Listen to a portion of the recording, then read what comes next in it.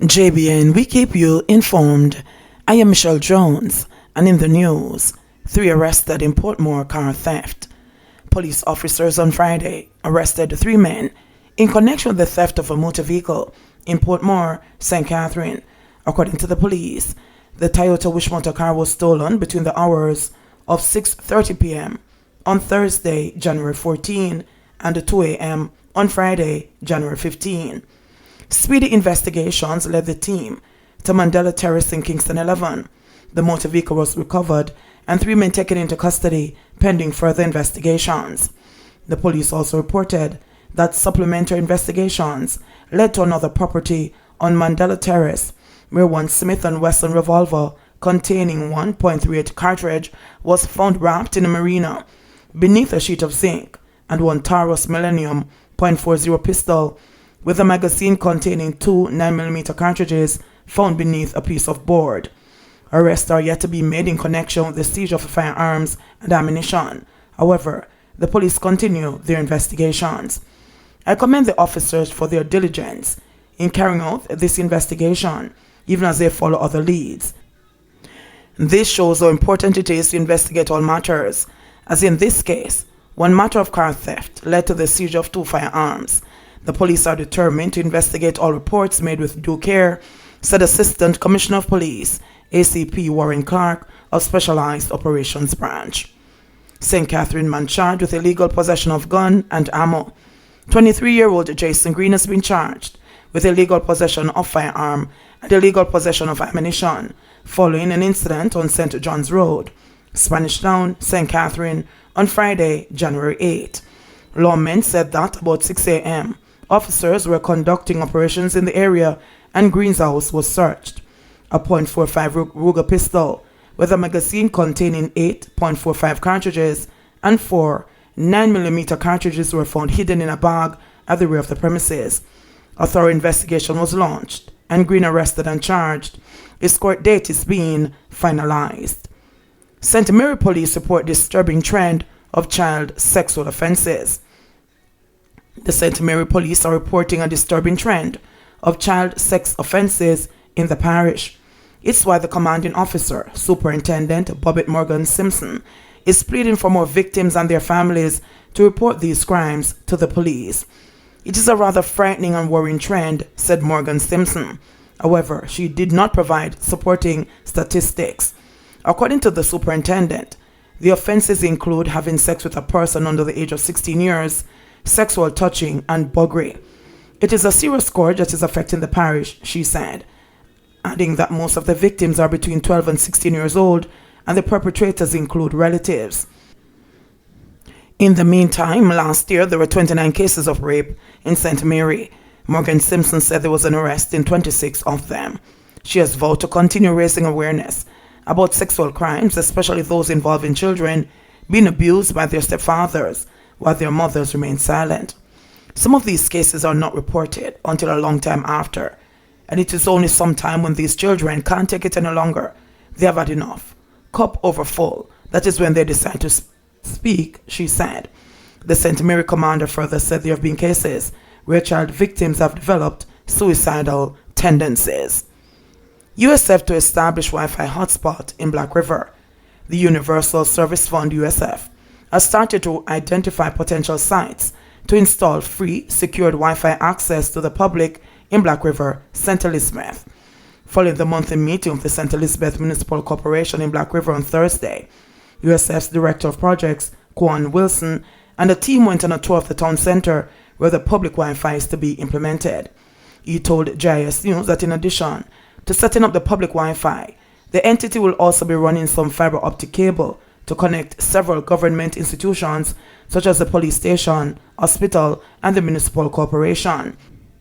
We know that internet facility is a bridge that allows persons to communicate, but it also drives growth in an area that it is located, Wilson said.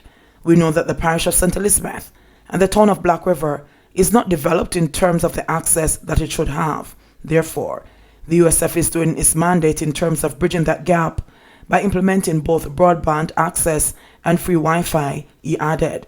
Wilson stated that the overall project in Black River will take approximately 4 months. He outlined that the scoping work will take a month to be completed before going to tender, after which a project will be implemented. The USF has already launched public Wi-Fi across 13 town centres in the country, such as those in Montego Bay, Ocho Rios, Port Antonio, Mandeville, and Kingston and St. Andrew. We also have a similar public Wi-Fi facility in Junction, St. Elizabeth, and we are also looking to expand the facility. Right now it is just covering the taxi park, but we want to add additional facility. We want to connect the police station, library, and the post office, Wilson explained. So we'll have the area where persons can sit and utilize the free Wi-Fi. But also if you're traversing in the town, you'll be able to get some quick access to the internet, he added. He further stated that more areas across Jamaica will be covered in the upcoming 2021 to 2022 financial year that begins in April. Uptick of COVID-19 cases in Clarendon concerns health officer. Medical Officer of Health for Clarendon, Dr. Kimberly Campbell, is expressing concern with what is happening in the parish in relation to COVID-19 cases. During her report at the monthly meeting of the Clarendon Municipal Corporation on Thursday, Dr. Campbell said, "I'm not happy with what is happening in Frankfield. I'm not happy with what is happening in the south by Racecourse, Lionel Town, and Hayes. So we have to do some increased testing in those communities." Highlighting the hotspot communities in the parish, she said Tweedside in Peckham currently has 7 active coronavirus cases, which is a cause for great concern for her. On the radar also is Crooked River in Northern Clarendon with 5 active cases. Chorthall is an active case. Woodhall has 2 active cases, and Chapelton has 3. On the southern end of the parish, there are 2 active cases in Water Lane, Racecourse, 4 in Lionel Town, and 6 in Hayes. Longsdale Park has 2. Reiterating her worry with the growing numbers, Dr. Campbell said interventions will be carried out in some of the communities next week. We plan to go in with the entire team, reach house to house with the COVID message she shared. The intervention will also include testing. Jamaica surpasses 14,000 COVID-19 cases, 104 new cases on Friday. The total number of confirmed COVID-19 cases in Jamaica has surpassed 14,000. According to the Ministry of Health and Wellness, the island recorded 104 newly confirmed COVID-19 cases on Friday, bringing the total number of cases on record for the island to 14,096.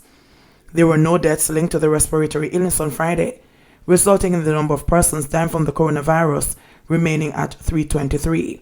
Of note, 1 coincidental death of a COVID-19 patient was recovered. The case was previously under investigation. There were 44 recoveries recorded on the day, bringing total recoveries to 11,674. Of the newly confirmed cases, 56 are females and 47 are males, with ages ranging from 1 month to 85 years.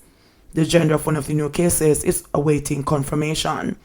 The cases were recorded in Kingston and St. Andrew, 24, Manchester, 19, Clarendon, 17, St. Catherine, 13, St. James, 9, St. Anne, 8, St. Elizabeth, 6, Trelawney, 6, St. Thomas, 1, and Hanover, 1. There are 18 moderately ill patients and 12 critically ill patients among the 1,936 active cases now under observation in Jamaica. Former Solicitor General in favor of removing some unenforced laws. Former Solicitor General Michael Hilton has declared support for removing certain laws which have not been enforced for several years, including the death penalty. The death penalty is one of many old laws which finds favor with some Jamaicans, but which is in conflict with the approach of the country's international partners. The UK Privy Council, Jamaica's highest appellate court, has also pronounced on the issue, which make it extremely difficult to carry out executions at this time. Hilton argues that since the law is not being used, it should not remain. It's not good to have laws that are not enforced or applied, because then what you have is people calling for it, politicians pretending that it's the court's fault, because while the Privy Council decision of Pratt and Morgan makes it difficult, it doesn't make it impossible, and other countries in the Commonwealth have carried it out. So it's kind of an excuse to some extent, he contended, while speaking on Thursday during an interview. The landmark case of Pratt and Morgan versus the Attorney General was decided in November 1993 and held that it was unconstitutional in Jamaica to execute a prisoner who had been on death row for 14 years. JBN, we keep you informed. Please remember to subscribe, like, share, leave us a comment, and click the notification bell to receive our daily news items.